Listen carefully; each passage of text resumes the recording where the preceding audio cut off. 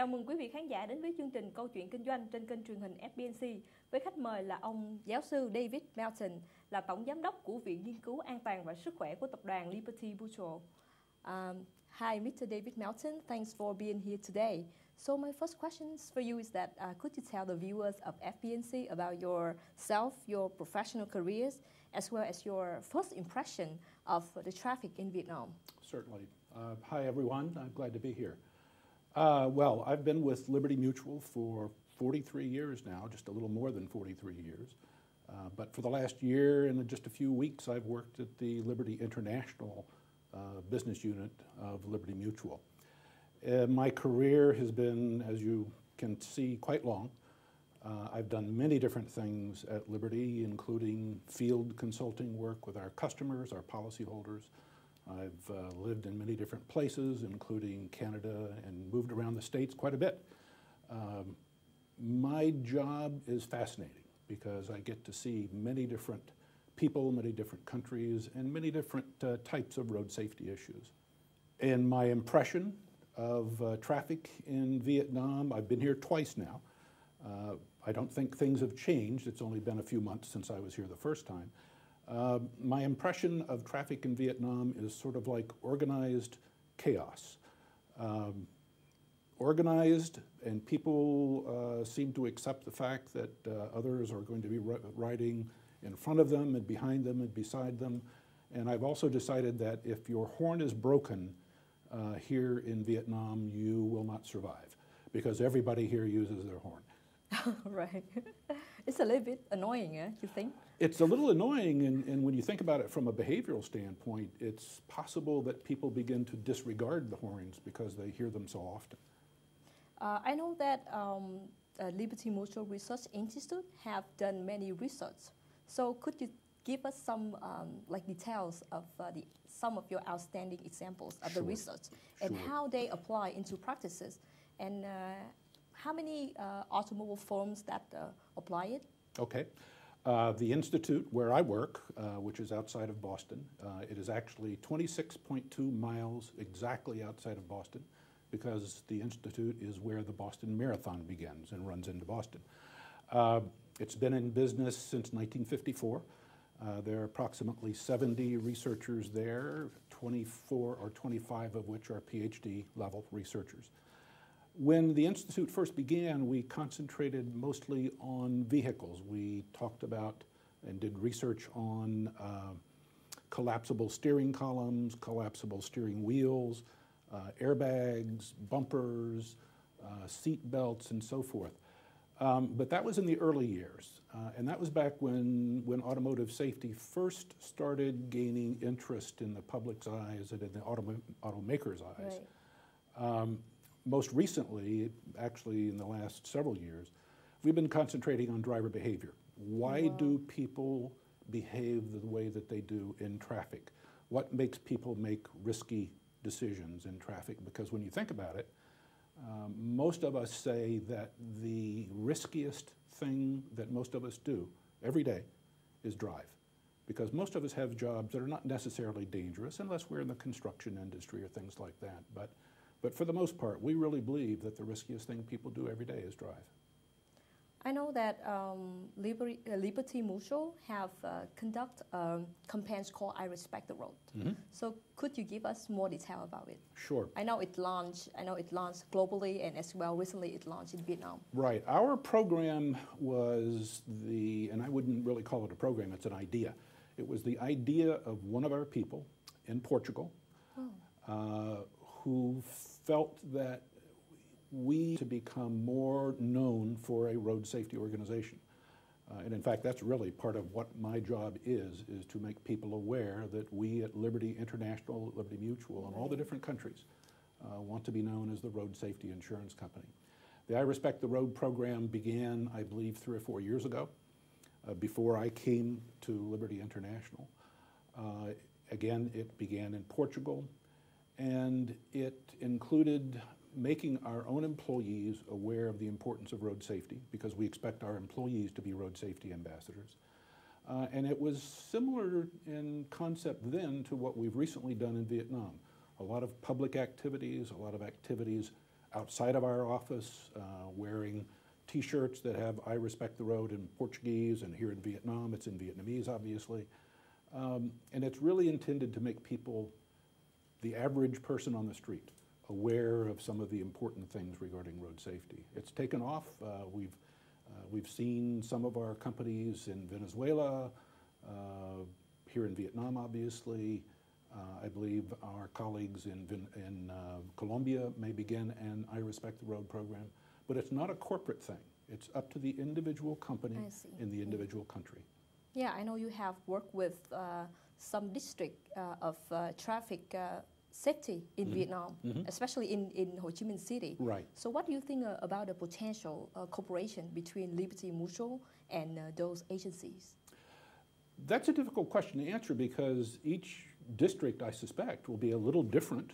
We were in District 10. It's critical that the authorities cooperate and participate and be active. This shouldn't be something that Liberty Insurance in Vietnam or Liberty Seguros in Portugal does all by ourselves. Road safety is something that we all need to work with. And if the authorities, officials aren't interested or choose not to be strong participants, it's not going to work. It's a partnership. It has to be a partnership. And how was the Safety Traffic Day on the 23rd of June? How did it turn out? It was amazing. It really was. We had, I believe, over 400 people there. That's nice. I spoke. Several people from the district organization spoke. We had a lot of enthusiasm, a lot of young people, and we all marched through the streets. There were signs and banners on the side of the streets, and to be quite honest, we blocked a lot of traffic. And by doing so, we made people aware of the importance of road safety. I thought it was a wonderful success. We had a great deal of fun, and then after the parade through the streets, we had many games and ways for people to show their expertise in road safety. So, what about the budget raising for this campaign, the I Respect the Road?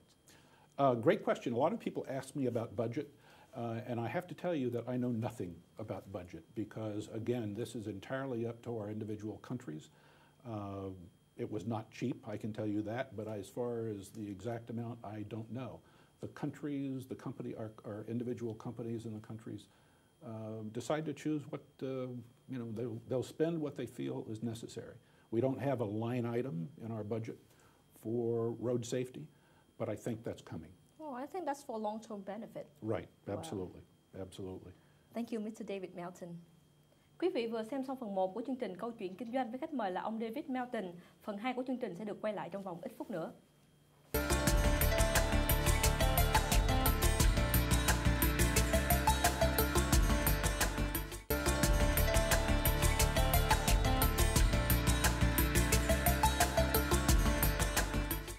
Chào mừng quý vị quay trở lại với phần 2 của chương trình Câu chuyện kinh doanh trên kênh truyền hình FBNC với khách mời là ông David Melton, Tổng giám đốc của Viện Nghiên cứu An toàn và Sức khỏe, Tập đoàn Liberty Mutual.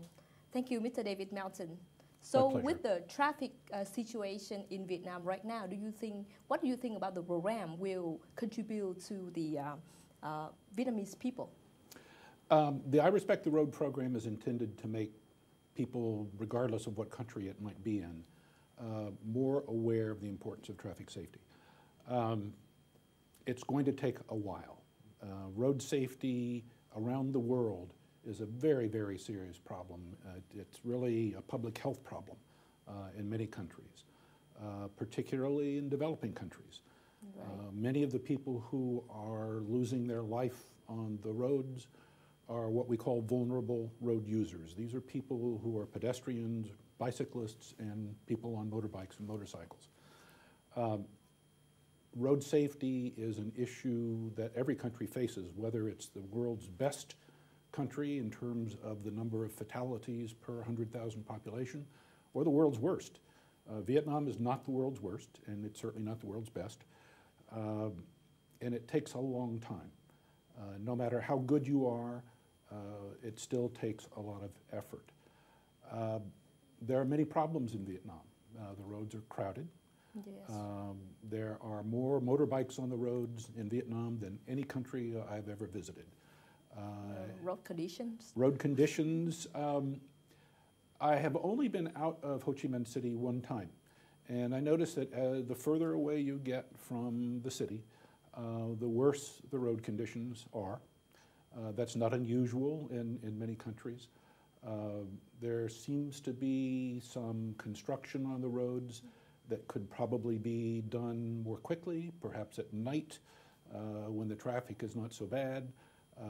In many countries, if there is construction on the roadway, there are signs and barricades around and lights to warn motorists of the problem. I don't see that happening here as much as it should be. Like I said, road safety is not something that you can say, let's do road safety, and in 1 year everything will be fine. Right. It's an ongoing issue. Yeah, and plus Vietnam has a huge population, so it's going to take a long time to raise people awareness of road safety. Exactly. Right. Plus, I think in Vietnam, the society is, people are making more money. The economic situation of the people is improving. And with that improvement is going to come more automobiles, because people will have the means to purchase an automobile for their family. And they'll go from a motorbike, perhaps, to an automobile, and that's going to change the dynamics of the road safety situation in your country and in your cities. Right. So I know that the Liberty Mutual has come to Vietnam since 2003, right? So it's been like almost 10 years. So what do you think about the automobile insurance market? That's a hard question for me to answer, because I'm really not involved in the insurance side of our business. It's interesting, when I graduated from university, I really never thought that I would go to work for an insurance company. And my work is not so much insurance, but safety engineering. In terms of how we can help our Vietnamese colleagues and the public have insurance and be safe, and how we can be profitable, because we're a business, we want to be profitable, of course. I don't know if we're profitable yet here in Vietnam. We have an excellent operation with excellent people, great employees. I suspect that as time goes by, that we'll be making money in Vietnam, and I see no reason why we shouldn't be successful here. But what is the biggest challenge in the market, do you think? Again, hard question for me to answer. I think the biggest challenge is going to be pricing appropriately for the risk that we assume. When people buy insurance, remember, they're buying insurance hoping that they never need it. Right. And we sell insurance hoping they'll never use it. Right. I think the biggest problem here, as I said, is going to be pricing the product correctly and fairly, as well as making certain that when we do have claims, that we settle those claims fairly. We're in the business of helping people live safer, more secure lives, and in order to settle a claim correctly, that will help them lead that secure life. I know right now people who use the vehicle, especially the motorbikes, they use the low quality and cheap helmet. So it's caused risk, right? So what do you think about it? And how do Liberty contribute to raise the awareness of people in using the quality helmet? Yeah, that's really a great question. And it's a great question because of the number of people who are actually on motorbikes here.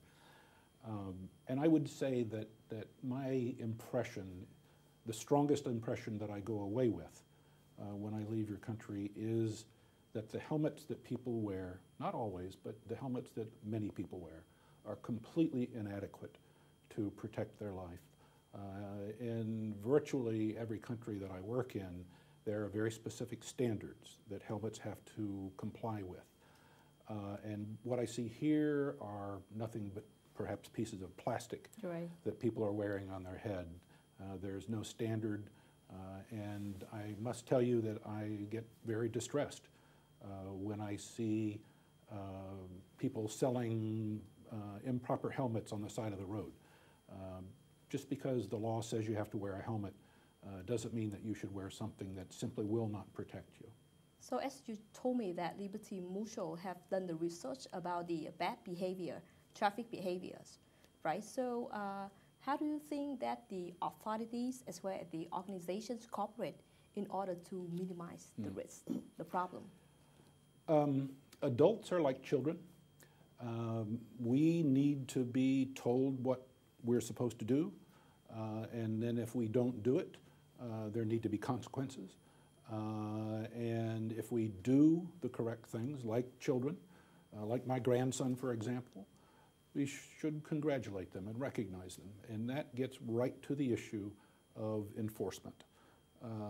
When any country passes laws regarding safety or anything else, those laws are intended to be complied with.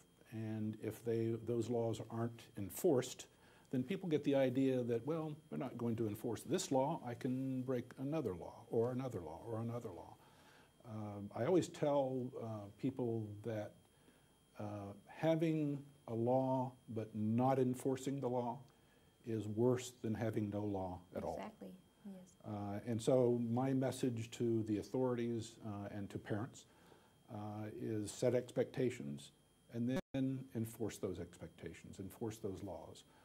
If I see a policeman here in Vietnam allow someone to go by on a motorbike without wearing a helmet, that policeman is basically saying it's okay, and that's not good. No, it's not happening like that. It's not like that. So. Okay, thank you. Kính thưa quý vị vừa xem xong phần 2 của chương trình Câu chuyện kinh doanh trên kênh truyền hình FBNC. Phần 3 của chương trình sẽ được quay lại trong vòng ít phút nữa.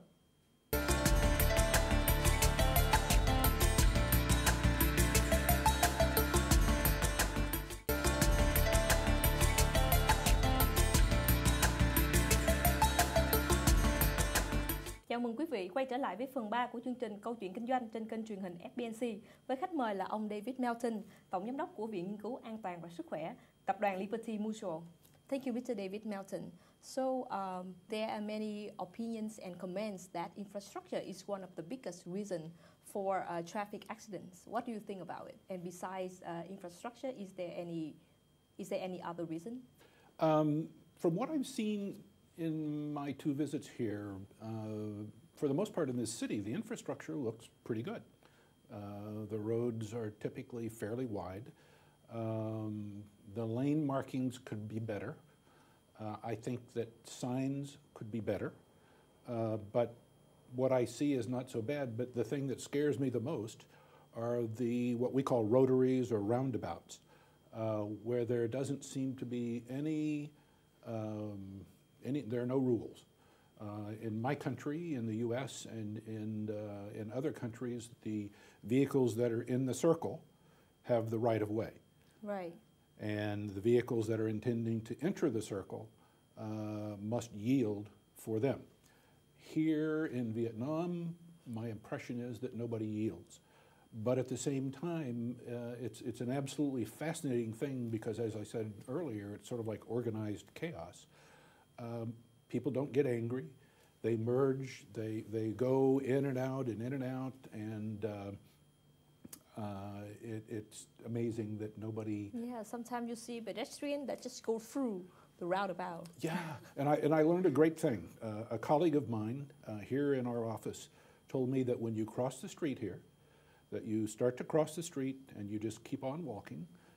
You don't make eye contact with anyone. You just keep walking. You don't change your speed. And that the people driving automobiles and motorbikes will adjust their course to allow you to walk or to allow you to go around. And it works. Yesterday I was out taking a walk, and it works. And it was very interesting to see it happen. Well, you have a guts to try. It was fun. It was fun. I'm not sure that my wife would be happy watching me walk like that, but it was great. So what are other reasons that cause traffic accidents, do you think? Well, first of all, I will suggest to you that the word we should be using is not accident, because we call them crashes. Accidents are things that happen sort of like an act of God, if you will. That they could not have been prevented. Virtually all crashes or all workplace injuries or occurrences could be prevented by somebody's taking action one way or the other. It's all about behavior.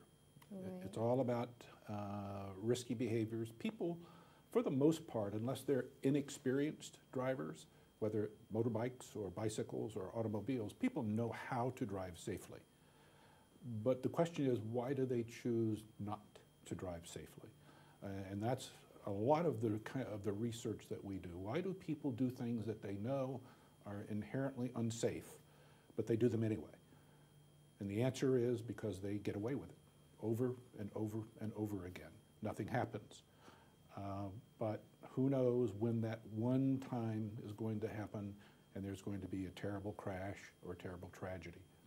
So as you know that every country has its own culture, and since you've been working in many countries, so what do you think about a reflection of the culture into the behavior?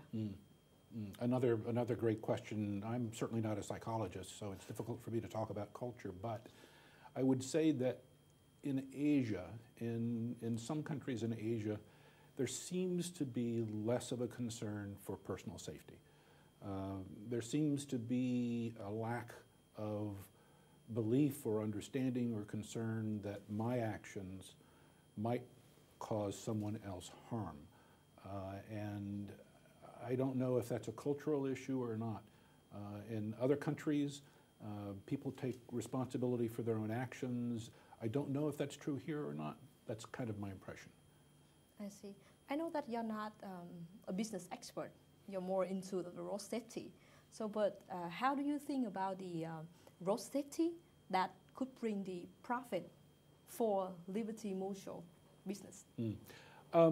The best way to say that is that because we are a road safety company, we want to help people live safer, more secure lives.